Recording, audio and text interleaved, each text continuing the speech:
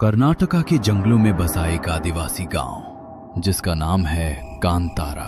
कांतारा में रहने वाले आदिवासी प्रकृति को अपनी देवी समझकर पूजते थे। इस गांव की एक स्थानीय परंपरा है जिसमें ये साल में एक बार भूताकोला का आयोजन करके पुरांजलि देव को प्रसन्न करते हैं। गांव के लोगों का मानना है कि जब भी गांव पर कोई संकट आता है तो पुरांजलि देव उन्हें चेतावनी देकर उनकी रक्षा करते हैं।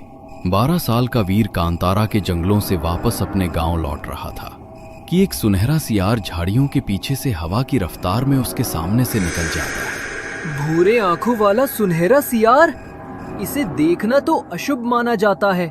तभी वीर की नजर कबीले के नायक बिल्ला के परिवार पर पड़ती है जो अपना सामान बांधे कांतारा से कहीं जा रहा था।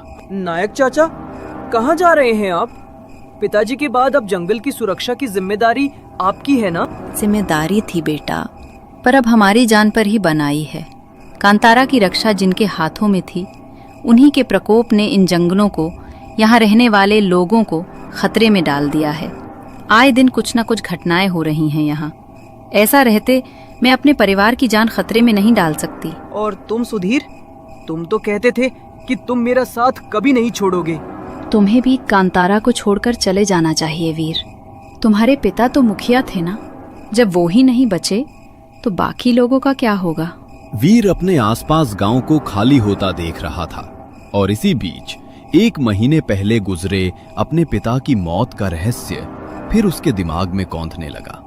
वीर अपने घर पर पहुंचते ही उसने अपनी माँ से कहा, माँ, तुमने तो कहा था कि पिताजी की मौत सर पर लकड़ी का गट्ठर गिरने से हुई थी, पर वो सुधीर तो कुछ और ही बता रहा था। सुलोचना रोते हुए वीर को गले लगा लेती है।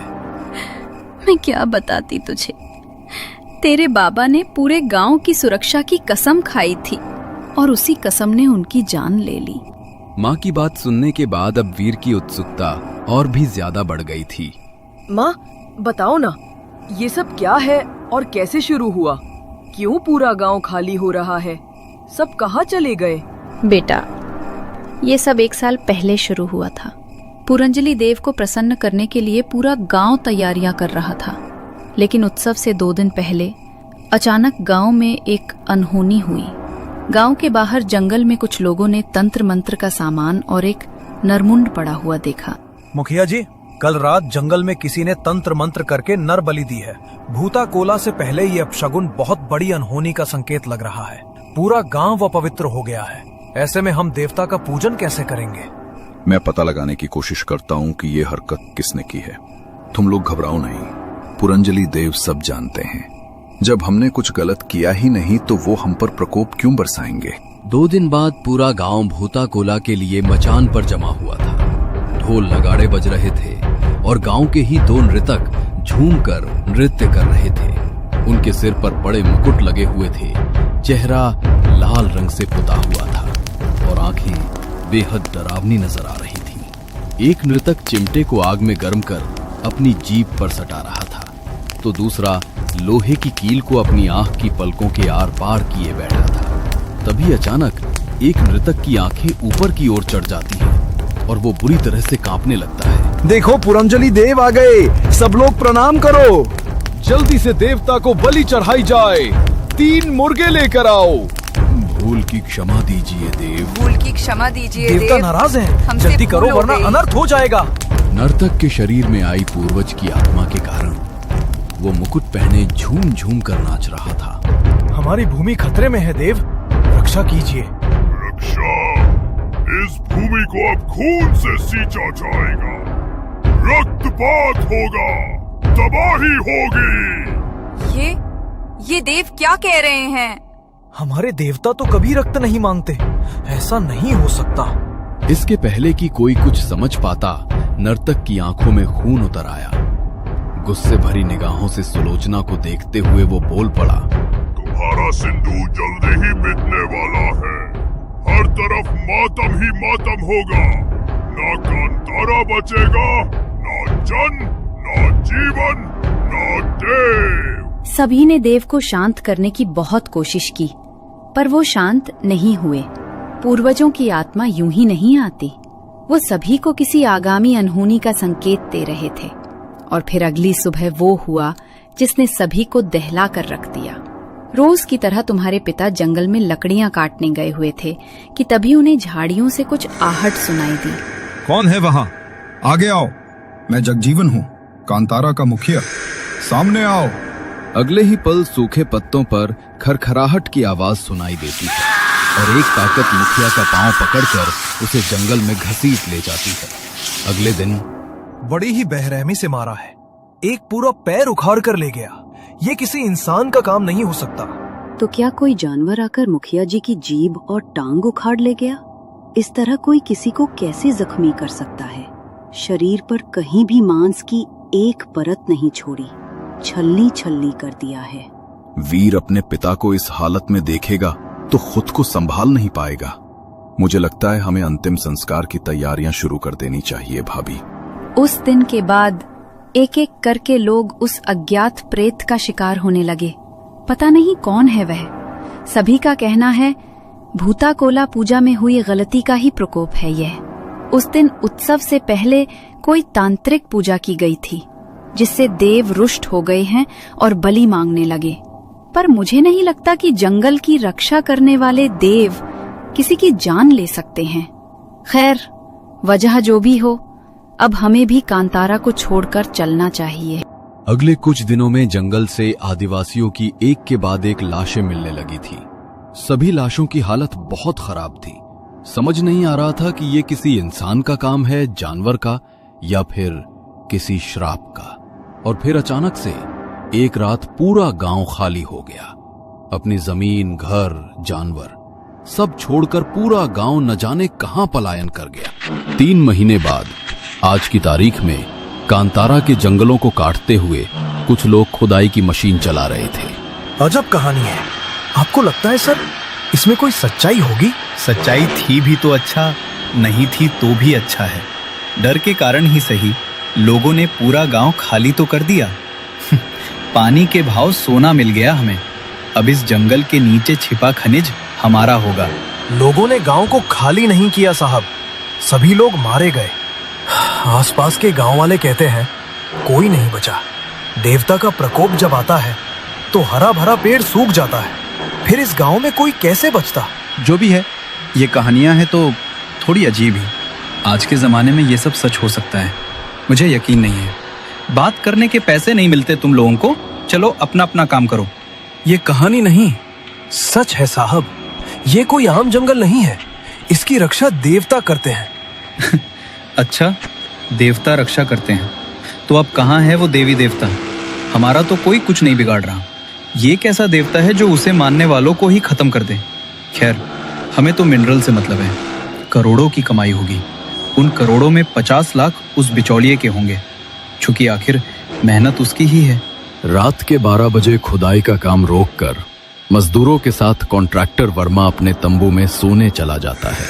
कहाँ जा रहा है? इस जंगल की सीमा में अंदर आना आसान है, लेकिन बाहर जाना बहुत मुश्किल। तेरा समय आ गया है। वर्मा चौंक कर उठता है। उसका पूरा चेहरा पसीने से भीगा हुआ था। उफ, वो सपना था। इन गवारों की बातें सुनकर मैं भी जाने क्या क्या सोचने लगा। तभी कॉन्ट्रैक्टर वर्मा को तंबू के बाहर एक परछाई सी दिखती है। वो बाहर जाता है तो देखता है कि एक औरत खुदाई मशीन चला रही है और एक आदमी अपने सर पर मिट्टी ढोता हुआ यहाँ से वहां जा रहा है। कौन हो तुम? सुलोचना। सुलोचना नाम है मेरा। बिना जीभ वाली उस औरत को बोलते हुए देखकर वर्मा के हाथ पैर कांपने लगते हैं। उस औरत का एक पैर नहीं था और उसके सिर से लगातार खून टपक रहा था। ये देखकर वर्मा अपनी जान बचाने के लिए बाकी मजदूरों को जगाने भागता है। मालिक, मालिक यहाँ कुछ है मालिक। मेरे तंबू में एक बच्चा है, उसके मुंह से खून रिस रहा है। उसने मेरे सामने अपनी जीभ काट ली है। मैं अब यहाँ नहीं रुकूंगा। मैंने भी पेड़ के ऊपर काले कपड़ों में औरतों को बैठे देखा है, जिनके हाथ पैर कटे हुए थे और मुंह से खून बह रहा था। ये जंगल शापित है। ये क्या बकवास कर रहे हो? ठीक है, फिर छोड़ दो काम और चले जाओ। जहां जाना है यहाँ पास के गांव में कई मजदूर मिल जाएंगे मुझे, जो तुमसे आधे पैसे में काम करने को तैयार हो जाएंगे। ठेकेदार वर्मा की बात सुनकर सभी मजदूर कुछ सोचकर काम फिर से शुरू कर देते हैं। पर हर रात कांतारा के जंगलों में एक नया हादसा होता है। कभी कोई मजदूर मरा हुआ पाया जाता, तो कभी किसी को भयानक रोग हो जाता। कोई देखने की शक्ति खो देता, तो किसी का मानसिक संतुलन बिगड़ जाता। शापित है ये जंगल। जो कहानियां सुनी थी वो झूठ नहीं थी। पूरे कांतारा को खा गया ये जंगल। और अब हमारी बारी है। काम नहीं करेंगे तो भूख से मरेंगे, और काम करेंगे तो ये जंगल हमें खा जाएगा। दासमी आ रही है ना, हम सबको एक बार भूता कोला करना चाहिए। वो इस जंगल का देव है। शायद अगर हम माफी मांगे देव से, सब ठीक हो जाएगा। भूता कोला में बहुत शक्ति होता है, बहुत ज्यादा शक्ति। वैसे भी मैं अपने 5 मजदूर खो चुका हूँ। अगर इस पूजा से कोई फर्क पड़ता है तो मुझे कोई आपत्ति नहीं है। सुनो, श्रीकांत को बुलवाओ। ये गांव, ये जमीन उसी की है। उससे बेहतर इस जगह को और कौन समझ सकता है। 2 दिन बाद दशमी तिथि थी। ठेकेदार और मजदूरों के साथ आसपास के गांव वाले भी भूता कोला पूजा में शामिल होने पहुंचे। फिर से गाजे बाजे के साथ देवता के आवाहन की तैयारी की गई। ढोल और नगाड़ों की आवाज जंगल में हर तरफ गूंज रही थी। भूता का रूप लेकर नर्तक पूरे तन्मयता से नाच रहे थे कि तभी कॉन्ट्रैक्टर जमीन में गिर पड़ता है। अगले पल जब उसे होश आता है तो वो बेसुध होकर नर्तक के साथ नाचने लगता है। जमीन पर रखे सिंदूर को उठाकर उसने अपने माथे पर लगाया और चाकू से अपनी जीभ पर चीरा लगा दिया, जिससे हर तरफ खून ही खून दिखाई देने लगा। पास में रखा भूता कोला का मुकुट अपने सिर पर रखकर वो कांपते हुए आग के चारों ओर चक्कर लगाने लगा। चढ़ाओ चढ़ाओ, देवता को भेद चढ़ाओ। कहाँ गए वो बलि के लिए लाए हुए 3 मुर्गे? जानवरों की नहीं, मुझे इंसानी मुंड चाहिए। बलि चाहिए, बलि। आज बलि का दिन है। ये क्या, पुरंजलि देव बलि मांग रहे हैं? यानी वही बातें सही हैं, देवता लोगों का संहार कर रहे हैं। श्रीकांत, तू तो इसी गांव में पैदा हुआ था, इसी मिट्टी में बड़ा हुआ ना। इसकी आज बलि चढ़ेगी, तभी मेरा क्रोध शांत होगा। ये सब उसी का किया धरा है। उसने खुद गांव के एक आदमी को मारकर पूरे गांव में अफवाह फैला दी कि तांत्रिक क्रिया के कारण भूत कोला अपवित्र हो गया और अब देवता का कहर बरसेगा। गांव के लोगों को मारने वाला यही दुष्ट है। देवता कभी अपने बच्चों का बुरा नहीं करते। उसने खुद एक एक करके गांव के लोगों को मारा और सबको यही लगा कि गांव पर श्राप है, इसलिए लोग भूत के कारण मर रहे हैं।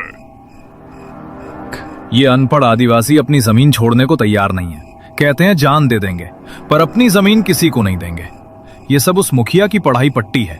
कांतारा को जमीन नहीं, अपनी मां मानता है वो। अब उसकी प्यारी जनता अपनी जमीन के लिए जान देने को तैयार है तो जान ले ही लेते हैं। श्रीकांत ने सबसे पहले मुखिया को मारा और सभी के बीच ये बात फैला दी कि देव बलि ले रहे हैं। मेरी भूमि का सौदा करने वाला था तू।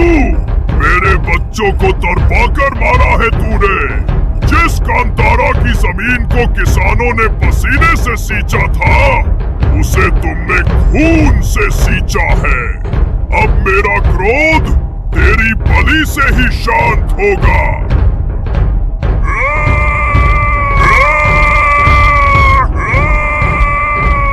गुस्से में ठेकेदार ने श्रीकांत के सर के ऊपर अपना पैर रखा और उसके सीने में अपने 10 उंगलियां पटककर उसका सीना चीर दिया। श्रीकांत जमीन पर गिरकर तड़पने लगा और कुछ ही पलों में उसकी मौत हो गई। इसके बाद वर्मा बेहोश होकर जमीन पर गिर पड़ा।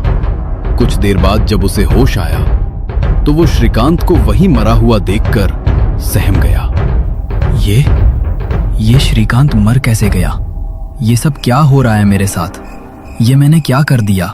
सच्चाई जानने के बाद वर्मा खुदाई रोककर अपनी जान बचाकर वापस लौट गया। भूता कोला देव के आशीर्वाद से जंगल में भटक रही आत्माएं शांत हो गईं और गांव में फिर से लोगों का बसेरा शुरू हो गया। कहते हैं कि आज भी हर साल जंगल में भूता कोला का आयोजन होता है और गांव में बेमौत मारे गए सभी अतृप्त आत्माएं भी उस आयोजन में शामिल होने आती हैं। वे सब लोग जिन्होंने गांव के लिए अपनी जान दी, आज भी कांतारा की रक्षा के लिए जंगलों में अदृश्य रूप से तैनात हैं। इसलिए फिर कभी किसी ने जंगल में खुदाई करने के लिए पांव नहीं रखा।